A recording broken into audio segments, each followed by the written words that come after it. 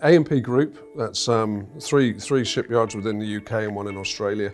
Primarily ship repair is the business, but also fabrication works, outside engineering, electrical works, conversion, and many other things. I served my an apprenticeship here 1987 to 91, and then went through supervisory roles. Most of my career I've been project managing.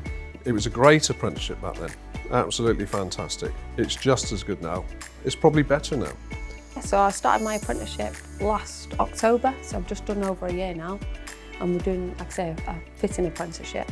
I used to live in Manchester and I lived up there all my life, but I worked in a call centre for 15 years.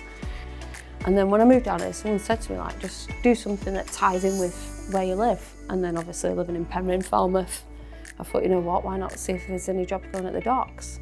So I applied for the apprenticeship. I didn't think I'd get it, to be fair, being 36. But I thought, you know what, I've said I'm going to try it, I'll try it, applied and got it. So I'm an apprentice fitter. So I'm learning to work on all the valves, tail end, rudders, and all the jobs involved in repairing and maintaining ships. So I was doing repairs of stuff around the farm. I live on an ex-farm and around Falmouth, so I've always known about the docks and I've always been involved in sailing as well. So I put engineering and sailing together and came here.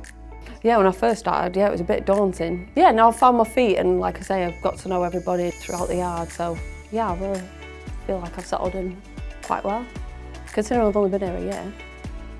Yeah, it was quite scary when I first started. Yeah, it was a different experience, different sort of big machinery, heavy kit. There's different techniques of repairing things which you learn. You never do something the same way. You always got a different way of doing it. If there's a different type of valve, you do it in a different type of way. Currently at the minute, I've been in the bilge this morning and putting on like end covers at the end of the engines, or we can do tail end where you're pulling out a shaft, dropping the rudder. You literally do a wide variety of anything part of the fitting. Yeah, I'd probably say that, like, you know, I always doubted myself, but because I've always put like my husband and the children first and then left me behind, then I feel like now that I've given myself a bit of a push and think, you know what, you can do it. And I feel like I've grown as a person myself down here, definitely.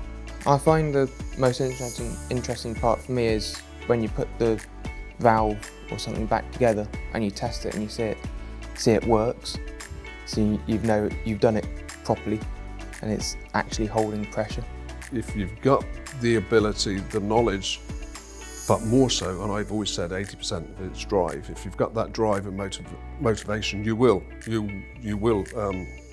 be promoted through the business. And without apprenticeships and developments and, you know, new blood, new ideas, the chance of doing that are quite slim, aren't they? So absolutely essential for businesses to adopt the apprenticeship schemes.